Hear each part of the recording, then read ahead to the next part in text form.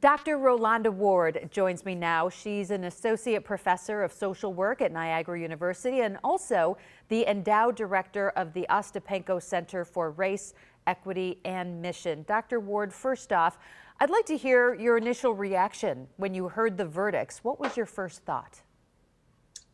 You know, to be honest, Mary Alice, there were two emotions.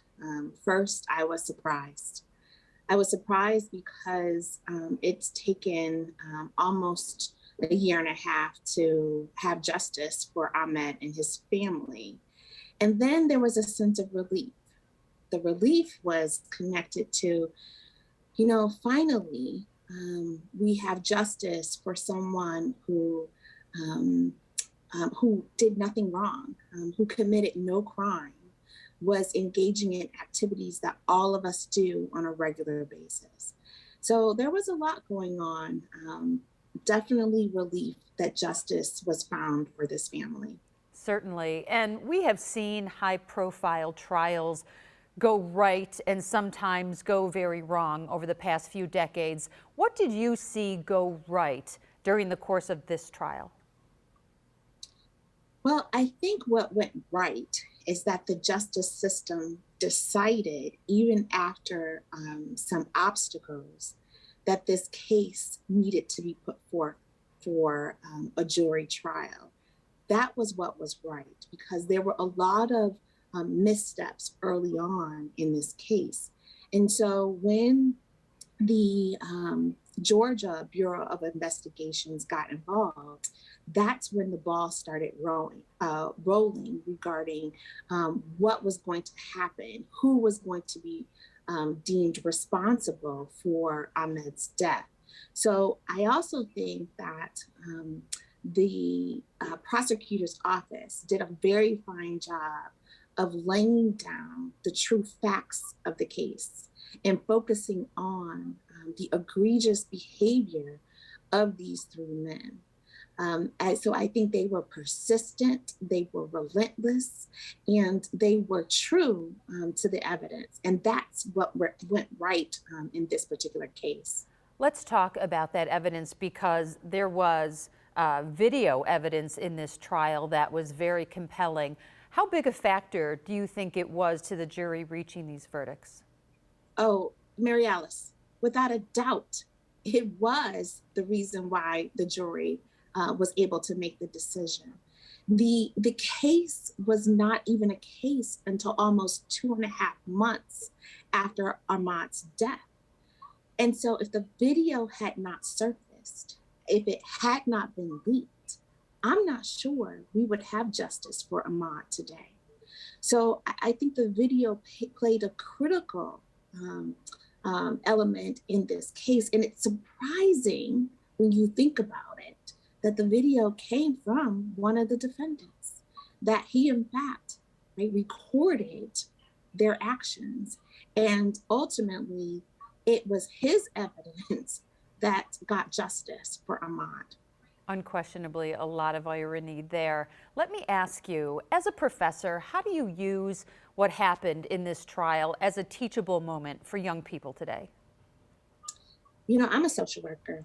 And as a social worker, there are a couple of things that we keep at the forefront of our mind. The first thing is, are people being treated with dignity? And I think after watching this video, all of us can say that Ahmaud was never treated with dignity. When you're running through a neighborhood, you do not expect to be followed, but he was.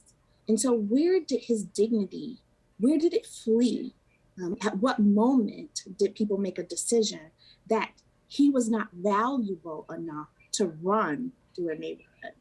The second thing that I think I want to always bring out to students is that this case resulted in significant changes at the structural level in Georgia. The first thing that they did is that they removed an 1863 law that citizens are allowed to make arrests. So the activists in Georgia decided to go after what caused this incident to begin with. That 3 people thought that they had the right to arrest someone for running through a neighborhood. And then the second thing that I think is very important is that we value differences. When we value differences, that's when democracy works. And so Georgia went even a step further, and they made the decision that they were no longer going to allow hate crimes to go unpunished in their state. And so as students have to think about what are the structural barriers that create the oppressive situations. Ahmaud, no doubt, was in an oppressive situation. Laws were outdated, and more importantly, people used outdated laws to assert their privilege, and ultimately, he lost his life. Let me talk for a moment. You mentioned dignity. To speak about Ahmaud Arbery's mother, she really conducted herself with such dignity during this entire ordeal that had its ups and downs, as you just mentioned. What do you feel we can all learn from her? You know, she unapologetically displayed what does it mean to be a faithful person? What does it mean to believe in a God who will create opportunities for justice to be served? And so I think she was digging extremely deeply into her faith. And that allowed her to stay on message, to make sure that Ahmaud's life had value, and to call out people who were operating outside of her faith practice. Right? So someone was operating outside of the concept of love, of acceptance.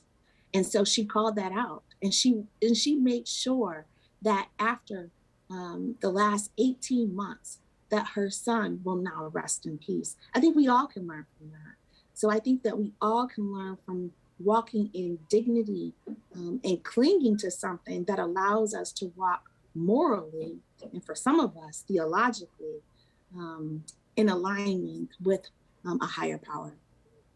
A landmark case in so many ways. Dr. Rolanda Ward from Niagara University, thank you for sharing all your insights and thoughts with us. Thank you, Mary Alice.